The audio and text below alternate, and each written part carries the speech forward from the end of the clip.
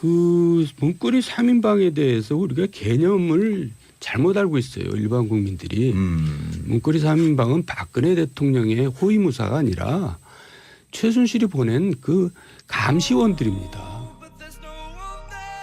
그래서 궁금한 게 내년 6월 지방선거에서 이렇게 되면 자유한국당이 선전할 수 있을지.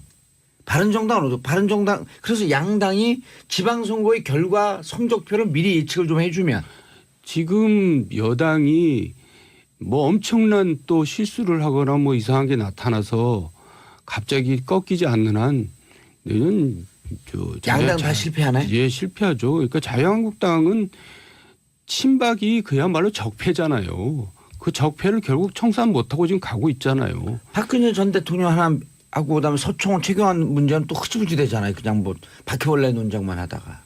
결국은 서로 뭐 으르릉 되다가 이제 서로 치부만 드러낼까 봐 이제 서로 그냥 적당히 마무리하고 끝난 거죠. 홍준표 대표가 그 친박들을 바퀴벌레에 비유한 거는 전혀 부적절하죠. 바퀴벌레가 얼마나 생명력이 강한데요. 지구상에서 종이라고 맞아요. 칭할 수 있는 생명체 중에서 가장 오랫동안 생존하고 번식력도 엄청나게 강한데요. 맞아요. 공룡은 다 멸종했는데 바퀴벌레는 살아났잖아요. 생명력이 강한 걸로 봐서는 맞는 표현이죠. 지금까지 친박이 살아남았다는 그러면 안 되시고 그러니까 지금 내년 서청원 최경환은 못 내보내겠죠. 제가 보기에는 쉽게 못할 것 같은데요. 그러니까 내년 지금 지방선거 결과를 섣불리 얘기하기는 어렵습니다. 예. 한국 정치가 6개월 앞을 내다본다는 게 상당히 좀 한국 정치 어렵거든요. 6개월은 다른 나라 정치 한 6년쯤 되나요? 제가 한번 그 말씀을 드린 적이 있었는데 만약에 정부나 집권당에서 예. 지금의 3당 체제를 다당 구도를 유지하고자 하는 의지가 있다고 한다면 예를 들면 광역의원 선거 같은 경우를 중대선거구제로 지금 광역의원은 뭐 지금 소선거구제요. 그래서 예. 광역의원 선거를 중대선거구제로 바꾼다든지 이렇게 되면은 조금 달라질 수 있고 또 한 가지 오늘 주목해야 될 부분들은 그 일은 바른정당하고 자유한국당에서 벌어졌는데 네. 지금 국민의당도 시끌시끌하거든요. 그러니까 그 얘기해 주세요. 지금 이미 아침에 이제 박지원 전 대표죠. 원내 예. 대표죠. 박지원 전 대표는 지금 국민의당이 닥쳤던 개 신세가 됐다. 이렇게 얘기한 거에 덧붙여 가지고 자유한국당이 더불어민주당보다도 더 의석이 많은 원내 일당이 될 가능성이 있다. 이렇게 얘기를 했어요. 아 선거 지금 그 들어가기 아주 그 자유로운 그 사람들 의원들 왔다 갔다 하는 그 구도 속에서. 예, 지금 민주당 그러니까 오늘 9분이 이제 가셨으니까는 민주당이 120석이고 121석이고 자유당이 116석이거든요. 116석 5석 차이 났어요 이제. 예. 그리고 이제 바른정당이 지금 11석이고 예. 저기 또 무슨 애국당이라고 또 있고 그러잖아요. 예. 한 당이. 조원진가 있던. 근데 제가 보기에 박지원 의원께서 그 말씀을 하신 거는 이 국민의당은 바른정당을 쳐다볼 게 아니라 민주당을 쳐다봐야 된다라는 신호를 보낸 것이 아닌가 이런 생각이 들고 거기에 더해 가지고 유석엽 의원께서 이제 말보에다가 그 대통령 선거에서 패배한 사람은 죄인이다. 그리고 반성하고 자숙하는 것이 정상이다. 당의 미래를 위해 가지고는 중대한 결단이 필요한 시기다. 이건 뭐 누구라고 지칭하지 않아도 안철수 대표한테 하는 얘기라고 봐야 되거든요. 그렇다고 본다면 사실은 그 국민의당에 있는 상당수의 사람들도 시선이 이 당을 계속 가는 게 아니라 민주당을 쳐다보고 있는 것이 아닌가. 그래서 예를 들면 뭐 지구당 위원장 자리를 또는 뭐 내년 지방자치 예를 들면 뭐 박지원 의원 같은 경우는 전남지사 얘기가 많이 나오고 있잖아요. 예. 그런 부분들을 지금 염두에 두고 있는 게 아닌가. 그래서 아직까지 지금 내년 지방선거 결과를 저희가 예측하기는 쉽지가 않고 제가 보기에는 한 2월까지 정기 개편에 대한 논란들이 계속 가지 않겠는가. 근데 이제 내년은 또 그 개헌 국면으로 넘어가잖아요. 개헌은 불 건너간 거죠. 그래요? 예, 대통령 개헌은 계속 하겠다는데. 자유한국당에서 못한다면 개헌은 안 되는 거고요. 그러니까 지방 분권을 핵심으로 하는 개헌을 하신다고 말씀하시는데 저는 이제 그거를 이제 좀 약간 이제 옆에서 흘리는 형식이 아니라 아예 좀 발표를 했으면 좋겠어요. 우리 이런 내용으로 개헌을 추진하겠다. 같이 토론하자. 그래서 미리 한번 논의를 한번 해보자. 그런데 이제 꼭 너무 이제 그 정치적 타행에 맞춰서 이제 개헌 문제가 논의되면 예. 지방선거 때 어렵다고 봐야죠. 알겠습니다. 자, 참 민감한 주제로 넘어가야 될 것 같은데요. 네. 정도원 의원님. 네. 문고리 3인방 돈 문제. 예, 예. 그 문고리 3인방에 대해서 우리가 개념을 잘못 알고 있어요. 일반 국민들이. 문고리 3인방은 박근혜 대통령의 호위무사가 아니라 최순실이 보낸 그 감시원들입니다. 그러니까 이 구조를 알아야 돼요. 예? 최태민, 최순실은 예. 박근혜를 여태까지 후원하고 보호해 준 게 아니라 감시하고 있었던 겁니다. 통제하에 두고 있는 겁니다. 그러니까 버시바우 미국 대사도 본국에다가 그렇게 보고를 하잖아요. 최태민은 박근혜를 심신을 통제하고 있다. 그러니까 이 세 사람들의 그 기본 임무는 박근혜를 감시하고 있는 겁니다.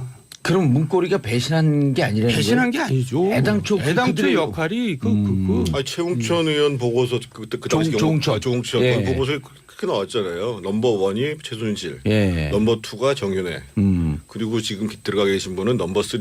박관천 행정관이 그 얘기를 했죠. 그렇게 얘기했잖아요. 예. 그렇게 되면은 이 넘버 3가 말을 제일 듣는지. 잘 듣는지 넘버 원이 사람을 보내가지고 이제 뭐 이렇게 그러면은 수족을 빙자한.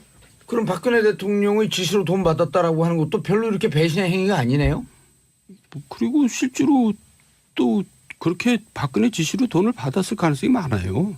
왜냐하면 지금까지 그 국정원에서 통치권자한테 돈을 주는 거는 관행이었거든요.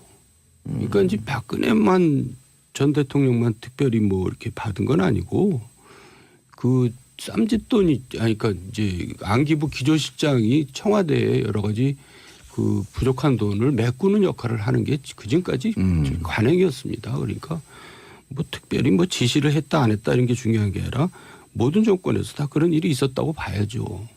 저는 이재만 비서관이 자기의 면책을 위해서 고도로 머리를 쓴 거고 거기에 사실은 검찰이 좀 조급하게 수사를 해서 나타나는 문제가 아닌가. 예. 그러니까 이게 사실은 이제 출처는 상당히 논란이 될 수 있는 소지가 있는 거고. 근데 용처가 문제가 있다고 하면 반드시 이제 사법적 처벌을 받게 돼 있잖아요. 예. 근데 이제 그 사용처에 대한 명백한 조사를 못한 상황에서 이걸 언론에다 흘려버리고 하니까 그러니까 이제 이재만이라는 사람은 이거를 그러면은 출처 문제로 끌고 가자 이렇게 머리를 쓴 거죠. 출처 문제로 끌고 가자. 근데 출처도 정도원 의원님 네. 일단 출처도 뇌물이 되는 거 아니에요? 출처상 뇌물이 될 가능성은 일단 높은데 이제 이 사람들이 또 박근혜 대통령 지시다 이렇게 얘기했던 이유 중에 하나는 이제 통치 자금으로 그거를 이제 각색을 하고 싶은 거죠. 그러면은 뇌물죄 성립이 좀 쉽지 않을 수도 있거든요. 그러니까 그리고 정호성마저도 이제 가장 충성스러웠다는 정호성마저도 지시라고 했던 이유는 이제만 안봉근이가 그렇게 진술을 했기 때문에 그렇게 다르게 진술할 수는 없는 거고 예. 그리고 자기네들 생각에도 통치자금으로 가는 게 훨씬 더 법적으로는 쉽겠다 이렇게 판단한 거죠. 근데 네. 또 우리 그 MB 각하를 지금거리에서 모셨던 경험들이 있잖아요. 네. 이게 대통령이 야 가서 국정원 가서 돈 받아와라. 그때 그 국정원 기조실장이 누구였냐면요.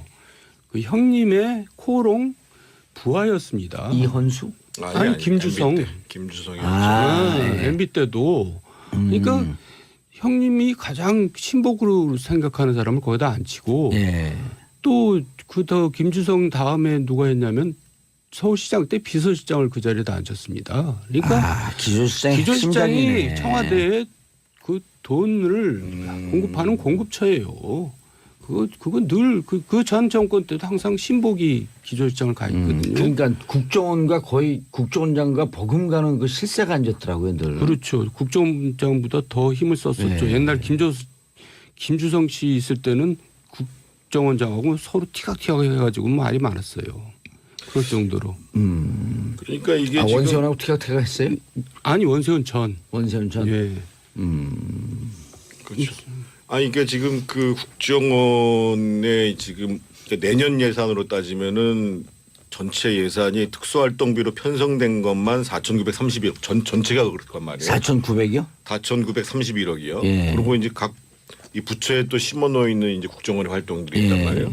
그래서 한 1조 원이라고 그러는데 문제는 이제 여태까지 이것에 대해서 용처에 대해서 자료 제출을 거부할 수 있는 권한이 있었거든요.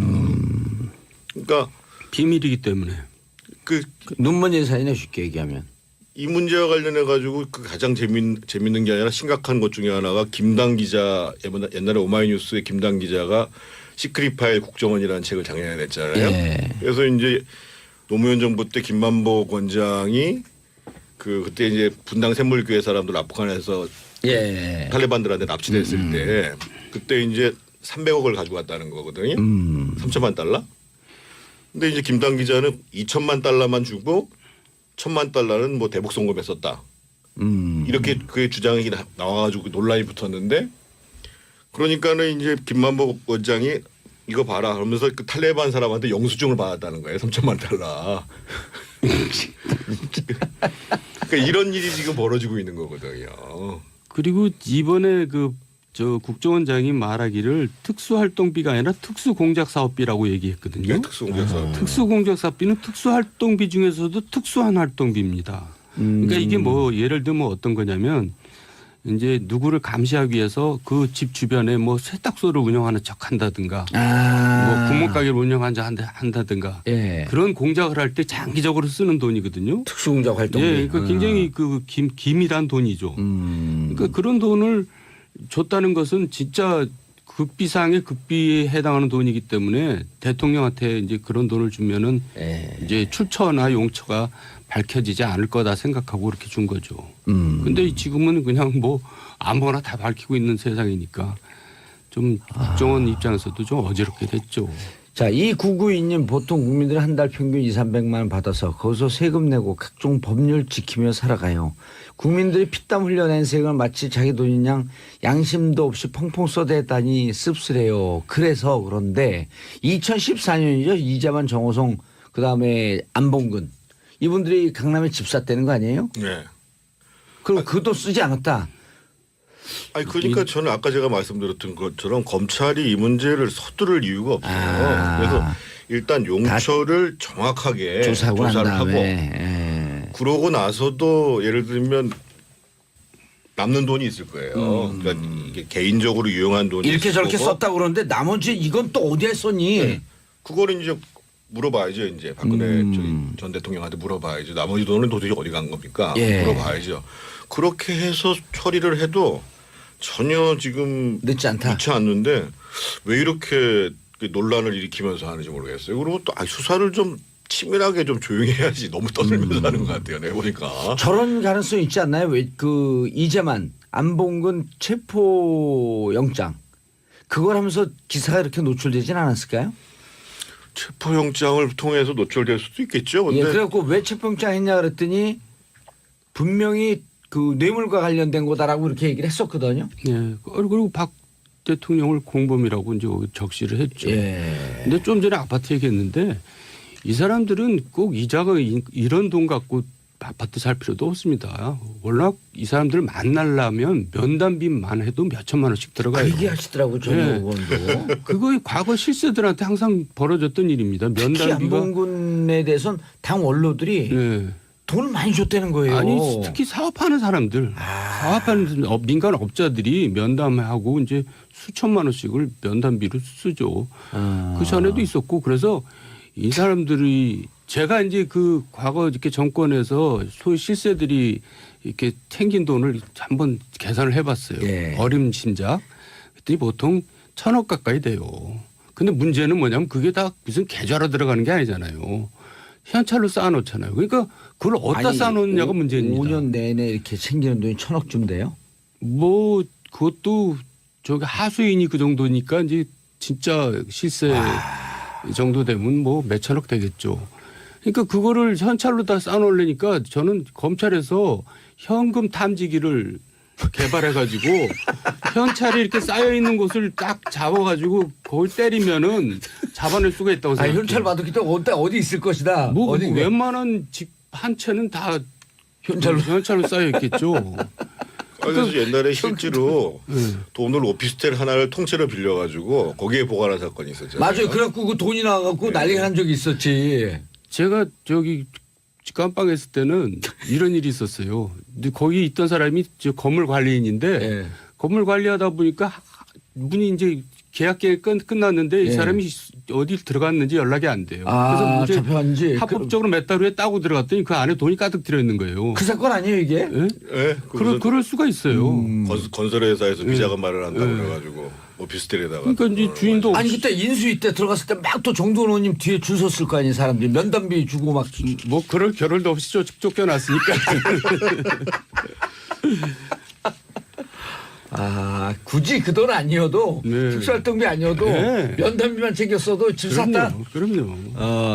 정태훈 의원님 그러니까 그런 돈 다 추적하면 하고 난 다음에 해도 밝혀도 늦지 않는 될 거예요. 일을 왜 이렇게 급히 했냐. 자 비자금 수사 비자금 게이트로 확대될 가능성은. 많이 있죠. 지금 제가 얘기한 대로 이제 그런 돈들이 이제 쭉 추적돼 가지고 들어가면 더 큰 저수지가 나올 거다. 네, 그럴 겁니다. 그럼 이게 또 박근혜 대통령 더욱더 곤란해지지 않아요? 한 푼도 안 받았다. 근데 이제 아유 정말 좀 국민들도 이제 좀 너무 이제 지겹다고 생각하지 않겠어요. 다음 주는 우리 희망적인 얘기를 좀 예. 했으면 좋겠어요. 얘기한 거에 덧붙여가지고 자유한국당이 더불어민주당보다도 더 의석이 많은 원내 일당이 될 가능성이 있다. 이렇게 얘기를 했어요. 아 선거 지금 그 들어가기 아주 그 자유로운 그 사람들 의원들 왔다 갔다 하는 그 구도 속에서. 예, 지금 민주당 그러니까 오늘 9분이 이제 가셨으니까는 민주당이 120석이고 121석이고 자유당이 116석이거든요. 116석 5석 차이 났어요 이제. 예. 그리고 이제 바른정당이 지금 11석이고 예. 저기 또 무슨 애국당이라고 또 있고 그러잖아요. 예. 한 당이. 조원진가 있던. 근데 제가 보기에 박지원 의원께서 그 말씀을 하신 거는 이 국민의당은 바른정당을 쳐다볼 게 아니라 민주당을 쳐다봐야 된다라는 신호를 보낸 것이 아닌가 이런 생각이 들고 거기에 더해가지고 유석엽 의원께서 이제 말보에다가 그 대통령 선거에서 패배한 사람은 죄인이다. 그리고 반성하고 자숙하는 것이 정상이다. 당의 미래를 위해 가지고는 중대한 결단이 필요한 시기다. 이건 뭐 누구라고 지칭하지 않아도 안철수 대표한테 하는 얘기라고 봐야 되거든요. 그렇다고 본다면 사실은 그 국민의당에 있는 상당수의 사람들도 시선이 이 당을 계속 가는 게 아니라 민주당을 쳐다보고 있는 것이 아닌가. 그래서 예를 들면 뭐 지구당 위원장 자리를 또는 뭐 내년 지방자치 예를 들면 뭐 박지원 의원 같은 경우는 전남지사 얘기가 많이 나오고 있잖아요. 예.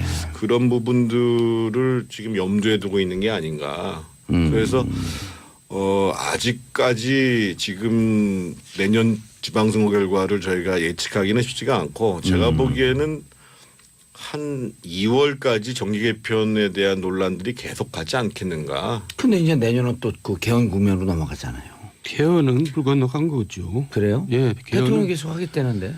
자유한국당에서 못한다면 개헌은 안 되는 거고요. 그러니까 지방 분권을 핵심으로 하는 개헌을 하신다고 말씀하시는데 저는 이제 그거를 이제 좀 약간 이제 옆에서 흘리는 형식이 아니라 아예 좀 발표를 했으면 좋겠어요. 우리 이런 내용으로 개헌을 추진하겠다. 같이 토론하자. 그래서 미리 한번 논의를 한번 해보자. 그런데 이제 꼭 너무 이제 그 정치적 타행에 맞춰서 이제 개헌 문제가 논의되면 지방선거 때 어렵다고 봐야죠. 그 문고리 3인방에 대해서 우리가 개념을 잘못 알고 있어요. 일반 국민들이. 문고리 3인방은 박근혜 대통령의 호위무사가 아니라 최순실이 보낸 그 감시원들입니다. 그래서 궁금한 게 내년 6월 지방선거에서 이렇게 되면 자유한국당이 선전할 수 있을지.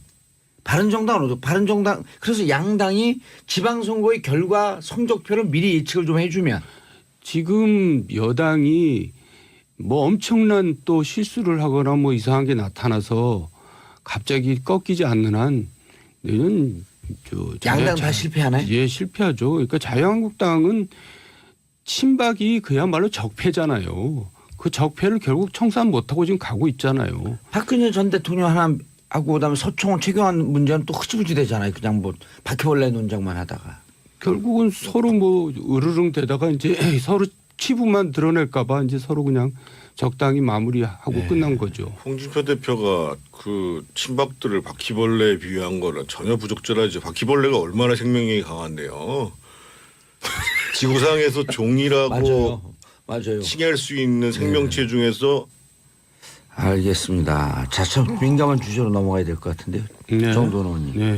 문고리 3인방 돈 문제. 예, 예. 그 문고리 3인방에 대해서 우리가 개념을 잘못 알고 있어요. 일반 국민들이. 문고리 3인방은 박근혜 대통령의 호위무사가 아니라 최순실이 보낸 그 감시원들입니다. 그러니까 이 구조를 알아야 돼요. 예? 최태민, 최순실은 예. 박근혜를 여태까지 후원하고 보호해 준 게 아니라 감시하고 있었던 겁니다. 통제하에 두고 있는 겁니다. 그러니까 버시바우 미국 대사도 본국에다가 그렇게 보고를 하잖아요. 최태민은 박근혜를 심신을 통제하고 있다. 그러니까 이 세 사람들의 그 기본 임무는 박근혜를 감시하고 있는 겁니다. 그럼 문고리가 배신한 게 아니라는 배신한 거예요? 게 아니죠. 애당초 애당초의 역할이 최웅천 의원 보고서 그 당시 조응천 그 보고서에 그렇게 나왔잖아요. 넘버 원이 최순실, 예. 넘버 투가 정윤회, 그리고 지금 들어가 계신 분은 넘버 쓰리. 박관천 행정관이 그 얘기를 했죠. 그렇게 얘기했잖아요. 예. 그렇게 되면은 이 넘버 3가 말을 가장 오랫동안 생존하고 번식력도 엄청나게 강한데요. 맞아요. 공룡은 다 멸종했는데 바퀴벌레는 살아났잖아요. 생명력이 강한 걸로 봐서는 맞는 표현이죠. 지금까지 친박이 살아남았다는 그러면 안 되시고 그러니까 지금 내년 서청원 최경환은 못 내보내겠죠. 제가 보기에는 쉽게 못할 것 같은데요. 그러니까 내년 지금 지방선거 결과를 섣불리 얘기하기는 어렵습니다. 예. 한국 정치가 6개월 앞을 내다본다는 게 상당히 좀 한국 정치 어렵거든요. 6개월은 다른 나라 정치 한 6년쯤 되나요? 제가 한번 그 말씀을 드린 적이 있었는데 만약에 정부나 집권당에서 예. 지금의 3당 체제를 다당 구도를 유지하고자 하는 의지가 있다고 한다면 예를 들면 광역의원 선거 같은 경우를 중대선거구제로 지금 광역의원은 뭐 지금 소선거구제요. 그래서 예. 광역의원 선거를 중대선거구제로 바꾼다든지 이렇게 되면은 조금 달라질 수 있고 또 한 가지 오늘 주목해야 될 부분들은 그 일은 바른정당하고 자유한국당에서 벌어졌는데 네. 지금 국민의당도 시끌시끌하거든요. 그러니까 그 얘기 해주세요. 지금 이미 아침에 이제 박지원 전 대표죠. 원내 예. 대표죠. 박지원 전 대표는 지금 국민의당이 닥쳤던 개 신세가 됐다. 이렇게